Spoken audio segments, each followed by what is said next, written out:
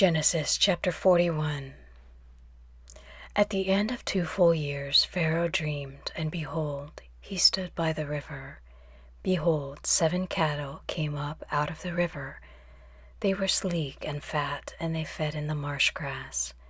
Behold, 7 other cattle came up after them out of the river, ugly and thin, and stood by the other cattle on the brink of the river. The ugly and thin cattle ate up the 7 sleek and fat cattle. So Pharaoh awoke. He slept and dreamed a second time, and behold, 7 heads of grain came up on one stalk, healthy and good. Behold, 7 heads of grain, thin and blasted with the east wind, sprung up after them.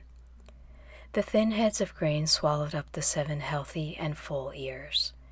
Pharaoh awoke, and behold, it was a dream.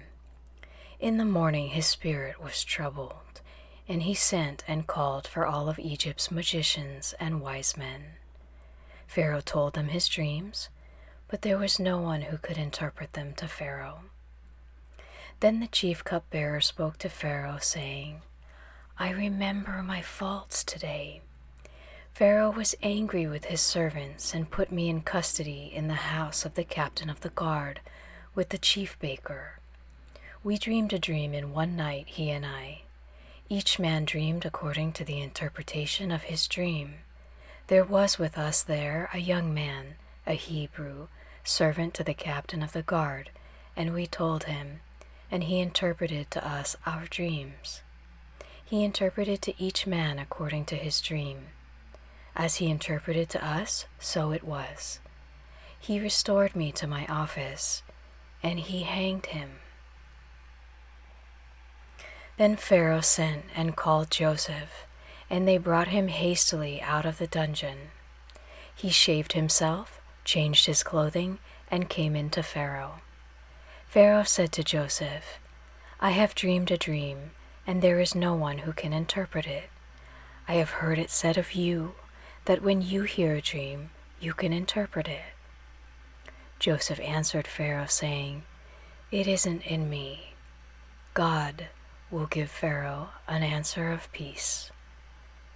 Pharaoh spoke to Joseph, "In my dream, behold, I stood on the brink of the river, and behold, there came up out of the river 7 cattle, fat and sleek. They fed in the marsh grass, and behold, 7 other cattle came up after them, poor and very ugly and thin, such as I never saw in all the land of Egypt for ugliness. The thin and ugly cattle ate up the first 7 fat cattle, and when they had eaten them up, it couldn't be known that they had eaten them, but they were still ugly as at the beginning. So I awoke. I saw in my dream, and behold, 7 heads of grain came up on one stalk, full and good. And behold, 7 heads of grain, withered, thin, and blasted with the east wind, sprung up after them. The thin heads of grain swallowed up the 7 good heads of grain. I told it to the magicians, but there was no one who could explain it to me." Joseph said to Pharaoh, "The dream of Pharaoh is one. What God is about to do he has declared to Pharaoh. The 7 good cattle are 7 years, and the 7 good heads of grain are 7 years. The dream is one. The 7 thin and ugly cattle that came up after them are 7 years, and also the 7 empty heads of grain blasted with the east wind, they will be 7 years of famine. That is the thing which I have spoken to Pharaoh. God has shown Pharaoh what he is about to do. Behold, 7 years of great plenty throughout all the land of Egypt are coming. 7 years of famine will arise after them, and all the plenty will be forgotten in the land of Egypt. The famine will consume the land, and the plenty will not be known in the land by reason of that famine which follows, for it will be very grievous." The dream was doubled to Pharaoh, because the thing is established by God, and God will shortly bring it to pass. Now therefore let Pharaoh look for a discreet and wise man, and set him over the land of Egypt.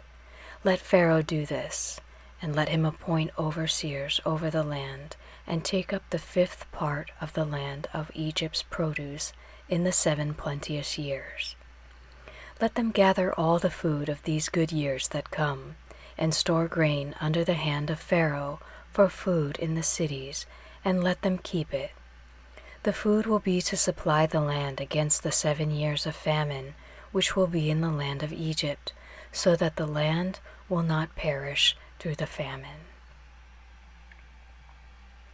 The thing was good in the eyes of Pharaoh and in the eyes of all his servants. Pharaoh said to his servants, "Can we find such a one as this, a man in whom is the Spirit of God?" Pharaoh said to Joseph, "Because God has shown you all of this, there is no one so discreet and wise as you. You shall be over my house. All my people will be ruled according to your word. Only in the throne I will be greater than you."